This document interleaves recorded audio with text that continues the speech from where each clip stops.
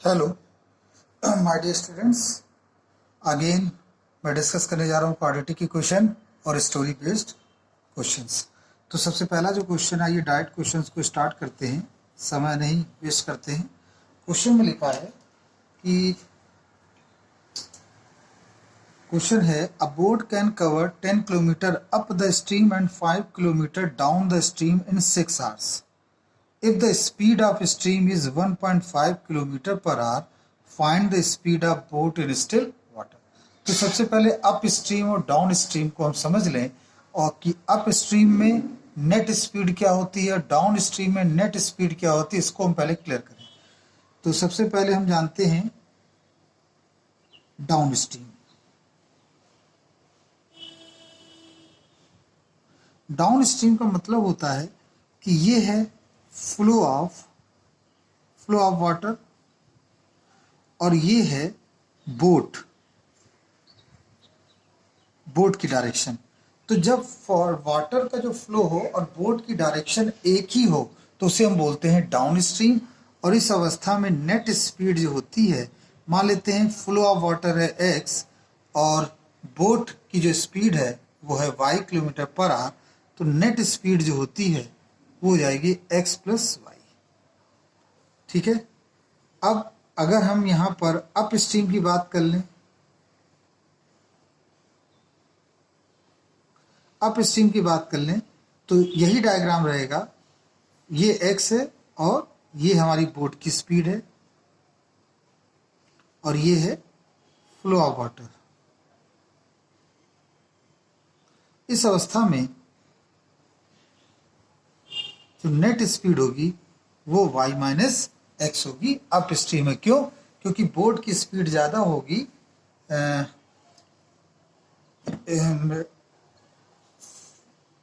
Current की speed से। मतलब जो वाटर की या स्ट्रीम की जो स्ट्रीम की जो स्पीड है या वाटर के फ्लो की स्पीड है, उससे हमेशा बोट की स्पीड ज़्यादा होगी, तभी तो बोट दूसरे डायरेक्शन में चल पाएगी। इस कॉन्सेप्ट का तो डाउन स्ट्रीम में तो आप ऐड कर देंगे, अप स्ट्रीम में से बोट की स्पीड में से आप स्ट्रीम की स्पीड को लेस करेंगे, तभी आपका आंसर। तो आइए समझते हैं ये कैसे होगा question.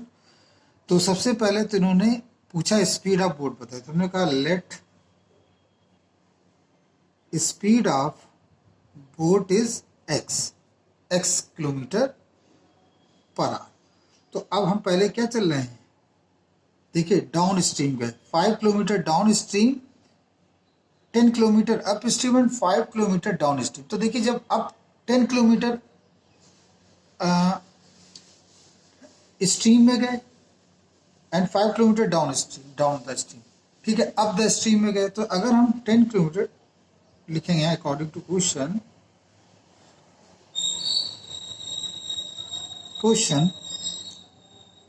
Boat travel 10 kilometre up stream. तो इसका मतलब हो गया नेट स्पीड इस दौरान कितनी रही उसकी, इस दौरान उसकी नेट स्पीड रही, अप स्ट्रीम में गया तो आप लिखेंगे, चूंकि हमने यहाँ पर बोट की x माइनस 1.5, ये हो गई नेट स्पीड, क्योंकि हम क्या कर रहे हैं up stream.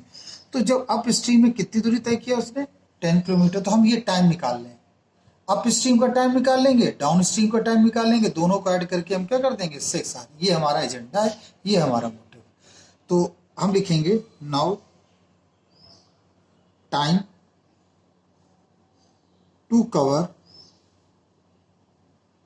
10 kilometre up stream. Now time to cover 10 kilometre up stream, 10 kilometre up stream.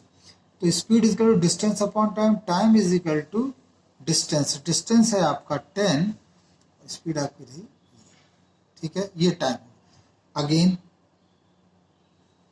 अब क्या है बच्चों, अब वो कह रहा है कि 5 kilometre downstream, 5 kilometre downstream, so net speed is equal to, इस अवस्था में नेट स्पीड क्या होगी, तो इस अवस्था में नेट स्पीड हो जाएगी, इसमें तो कुछ सोचना ही नहीं है, प्लस कर देना है।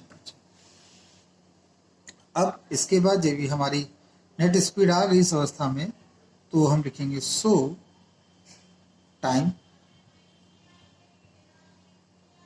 टेकन।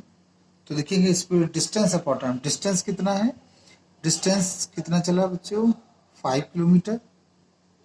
सॉरी यहाँ पर 1.5 होगा। डिस्टेंस चला 5 किलोमीटर, स्पीड उस अवस्था में रही 1.5। तो ये टाइम टेकन। अब टोटल टाइम कितना लगा, plus 5/x plus equal to 6 hour. अब हम इस क्वेश्चन को सॉल्व कर लेंगे बच्चों, जो निकलेगा वो हमारा आंसर आ जाएगा। तो आइए देखिए कैसे सॉल्व करते हैं। सॉल्व करने के लिए इसको लिखेंगे x 1.5 और x प्लस 1.5 मल्टीप्लाई होगा 10x प्लस 15, यहाँ से ये डिवाइड होगा, इसको मल्टीप्लाई करेंगे तो 5x 7.5 इजिकल टू 6।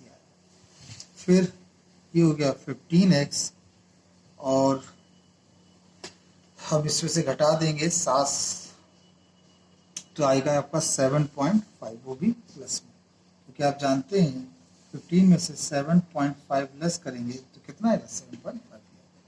और साथ ही साथ हम क्रॉस गुणा कर दें तो आप लिखेंगे x स्क्वायर 2.25 125। यह हमारा मिला। यहाँ से पूरी क्वेश्चन को जो हमने सॉल्व किया तो ये। अब देखिए क्या ये कट रहा है किसी से, तो आप गौर से देखें तो ये पूरी क्वेश्चन 3 से कट रही है, तो इससे हम काटें तो ये आ जाएगा 5, 2.5 2 और ये हो गया 2.25। ठीक है बच्चों। अब इसके आगे हम इसे सॉल्व करेंगे, यहाँ 0 कर देते हैं, ये लिखेंगे 2x स्क्वायर और 2.25 मल्टीप्लाइड बाई 2, तो ये आ जाएगा 4.5। और सबको चूंकि हमने उस साइड भेजा तो ये आ जाएगा -2.5, इसे उधर भेजा हमने कहा माइनस का 5x। अब इसके आगे थोड़ा सा और कैलकुलेशन है, वहाँ भी कर लेते हैं। तो लिखेंगे 2x स्क्वायर माइनस का 5x और ये दोनों ही क्या हो जाएंगे बच्चों, ऐड हो जाएंगे, तो 7 आ जाएगा, 7 इक्वल टू 0। अब आप यहाँ देख सकते हैं कि 14 को ऐसा ब्रेकअप करें कि 5 आ जाए। हाँ तो बहुत बढ़िया है, 7 × 2, तो यहाँ लिखेंगे 2x square 7x plus 2x minus 7 equal to 0। x common लेंगे तो x माइनस 2x माइनस 7, यहाँ से कॉमन लिया 2x माइनस 7 और 2x माइनस 7 इक्वल टू 0। फिर यहाँ लिखेंगे 2x माइनस 7 और ये हो गया x प्लस 7 इक्वल टू 0। तो अब क्या होगा, एक -1 तो हम लेंगे नहीं क्योंकि स्पीड माइनस में नहीं होती, तो 2x minus 7 equal to 0, x equal to 7/2 that is 3.5 kilometre पर। तो ये आपका एक बड़ा अच्छा सा क्वेश्चन था जो मैंने यहाँ पर डेमोन्स्ट्रेट किया। आई होप ये क्वेश्चन आपको समझ में आया होगा। मैंने आपको जैसे बताया वीडियो को पॉज करके बार बार देखिए तो क्लैरिटी आपकी बढ़ेगी, क्वेश्चन को आप और आसानी से समझ पाएंगे। आइए इस क्वेश्चन को भी समझते हैं। क्वेश्चन में लिखा है 480 रुपीज़ है और इसको कितने भागों में डिवाइड किया गया है। This divided equally among x children. 480 रुपए को x बच्चों में डिवाइड किया गया। अब यहाँ पर हम ये देखेंगे, इन्होंने आगे पढ़ लेते हैं पूरा। If the number of children is worth 20 मोर, अगर ज्यादा 20 ज्यादा होते तो निस्संदेह हर बच्चे को कम ही रुपए मिलेंगे, क्योंकि हमें बांटने कितने टोटल 480 रुपए। देखिए बच्चे कम तो हर बच्चे को मिलने वाले रुपए ज्यादा होंगे, और अगर बच्चे ज्यादा हो गए तो हर स्टूडेंट को मिलने वाले रुपए कम हो जाएंगे। लेकिन ओवरऑल बांटने आपको कितने होंगे 480 रुपीज, ये आपको ध्यान में रखना है। तो सबसे पहले जो यहाँ लिखा है 480 is divided equally among x children, तो हम यहाँ ये पता कर लें कि इनिशियल स्टेज में हर बच्चे को कितने रुपए मिल रहे थे। तो आप देखिए x children is getting money 480 rupees, world children is getting money, तो आप लिखेंगे each child got money is equal to 480 upon x। हर बच्चे को 480/x रुपए मिल रहे हैं। चलिए अब यहां से क्वेश्चन चेंज होता है कि अगर बच्चों की संख्या 20 ज्यादा हो तो इनिशियल स्टेज में कितनी थी। According to question number of children were 20 more means, तो सबसे पहले कितने थे x, अब कितने होंगे 20, ये ज्यादा होगा। अब निसंदेह हर बच्चे को मिलने वाला पैसा कम हो जाएगा। पहले कितना मिल रहा था 480/x, अब इसमें से 20 कम हो। अब आप ये देखिए ये क्या है, ये बच्चों की संख्या है टोटल, और ये क्या है, एक बच्चे को मिलने वाला पैसा है, मतलब एक बच्चे को ये मिलने वाला रुपया है। ये है टोटल बच्चों का। टोटल बच्चों की संख्या में अगर एक बच्चे को मिलने वाले पैसे को इंटू कर दें तो हमें पता चल जाएगा टोटल कितना रुपया बांटा। बांटा तो हमने 480 रुपीज। ये आपको, यही इसका सबसे की पॉइंट है जो आपको समझना है कि ये क्या है, ये बच्चों की संख्या और ये money taken by each student. तो ईच स्टूडेंट को बच्चों की संख्या से मल्टीप्लाई कर देंगे तो टोटल कितना आ जाएगा 480। मल्टीप्लाई कर देते हैं, x ये हो गया 480, ये 20x और फिर 20 इंटू 480/x और ये फिर 400 और ये आएगा 480। 480 कैंसिल, दैट्स गुड। और थोड़ा सा कैलकुलेशन को और स्ट्रॉन्ग कर लें तो इसको हम इससे लिखेंगे 400 प्लस 20। 20 से पूरी क्वेश्चन को डिवाइड कर देते हैं, तो यहाँ डिवाइड करोगे तो 20 आ जाएगा और ये हो गया आपका x। ठीक है बच्चों, अब क्रॉस मल्टीप्लाई कर दें तो ये आ जाएगा 480 और यहाँ होगा 20x और ये x।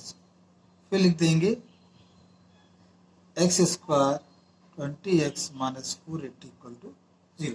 अब 480 को ऐसा ब्रेकअप करिए कि आपको 20 मिल जाए।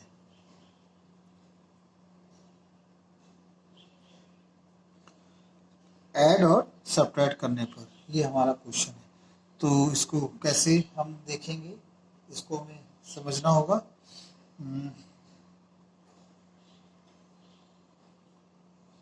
इसको हमें समझना होगा कि किस प्रकार से हम यहाँ पर, तो ठीक है, ये यहाँ पर कितना दिया है, ये यहाँ पर 48 है। जी देखिए 24 इंटू 20 कितना आ जाएगा 48, 24 दूनी 48, 480 आ जाएगा। तो 24, लेकिन इसमें एक दिक्कत ये है कि 24 और 20 तो है, लेकिन क्या आप यहाँ पर ये देख पा रहे हैं कि 20 को, हमें तो 20 चाहिए ना क्वेश्चन में। देखिए एक बार चेक कर लीजिए पूरा क्वेश्चन, कहीं कोई दिक्कत तो नहीं है।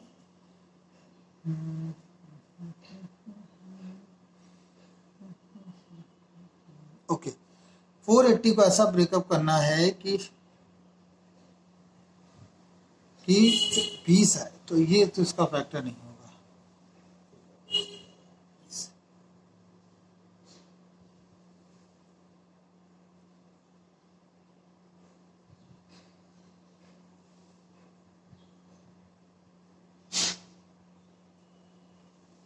एक बार बच्चों चेक कर लेते हैं हम इसको।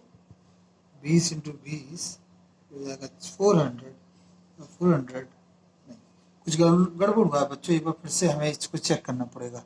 तो x प्लस 20, ठीक है, 480 माइनस 20, 20 तो 400 हो गया, और यहाँ पर मल्टीप्लाई करके ये हमें लिख दिया, और पहले x और फिर 20x ये हो गया। ठीक है, 480 सब्ट्रैक्ट हो गया, ये मैं इधर लिखा 20x, 400 इधर आ गया, और फिर हमने 20 से पूरी क्वेश्चन को डिवाइड कर दिया, और फिर हम मल्टीप्लाई करेंगे तो ये आ जाएगा 480। 480 20 20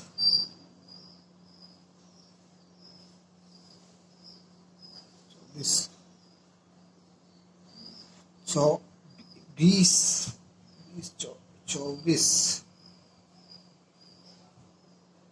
480। चलिए कैलकुलेशन तो हमें सही दिख रहा है, ऐसे सॉल्व करते हैं। देखिए सॉल्व तो क्वेश्चन है, क्वेश्चन तो कभी ना कभी फंसता ही है।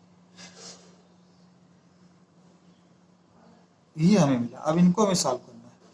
15 15 30, 2 दूनी 4, दूनी 8, दूनी 16 नहीं आ रहा है, हटाइए। 10 10 दूनी 20, 20 दूनी 40, 10 दूनी 20, दूनी 40 और 3 6 6 दूनी 12, 12 इंटू 40, लेकिन इसको सब्ट्रैक्ट करने पर नहीं आ रहा है। और 4 दूनी 8, दूनी 16, दूनी 32, 15 नहीं होगा। 3 6 दूनी 12, दूनी 24, 48, 5 दूनी 10 नहीं होगा। 24, 6 दूनी 12, दूनी 24, 5 10 दूनी 20, 20 कहाँ ये क्वेश्चन बच्चों फंसा हुआ है। ओहो देखिए यहाँ पर 12 लिखा था, हमने यहाँ पर 20 लिखा हुआ है, इसकी वजह से ये क्वेश्चन फंसे। तो यहाँ पर बच्चों क्या होगा 12। तो जब यहाँ 12 होगा तो अब हमें देखिए यहाँ पर थोड़ा सा मिटाना पड़ेगा। तो देखिए इसको कैलकुलेशन को फिर से आऊँ, क्योंकि मैं ये समझ रहा हूँ कि क्वेश्चन यहाँ से सॉल्व हो जाना चाहिए, मैंने ये क्वेश्चन को ही यहाँ पर गलत उतार दिया। चलिए कोई बात नहीं, होता है क्वेश्चन में। आइए मल्टीप्लाई करते हैं। तो जो मल्टीप्लाई करेंगे तो पहला आ जाएगा 480 और ये 12x, फिर ये आ जाएगा 20 into 480 upon x, 24 240 is equal to 480 और ये इसके साथ कैंसिल हो गया। फिर वही काम 20 into 480 upon x is equal to 240 into 240 plus 12x। अब पूरी इक्वेशन को देखिए 12 से डिवाइड हो रही है, डिवाइड कर देते हैं। तो 20 into 40 upon x is equal to 20 plus x. अब फिर मल्टीप्लाई कर देंगे तो इधर हो जाएगा बच्चों 820x और ये हो जाएगा एक्स स्क्वायर। फिर हम इसे लिख देंगे एक्स स्क्वायर। अब 800 को ऐसा ब्रेकअप करिए कि 20 आए, तो आप जानते हैं 40 into 40x minus 20x minus 800 equal to 0। X plus 40 x plus 40 x plus 40 x minus 40 तो हम लेंगे नहीं, एक्स इज इक्वल टू 20 को लिया जाएगा। तो कुल मिला के कितने बच्चे हैं बच्चों हमारे पास? कुल मिला के बच्चे जो हमारे पास हुआ है 20। आई होप ये क्वेश्चन आपको समझ में आएगा। थोड़ा सा वीडियो बड़ा हो गया लेकिन ऐसा होता है। Thank you very much.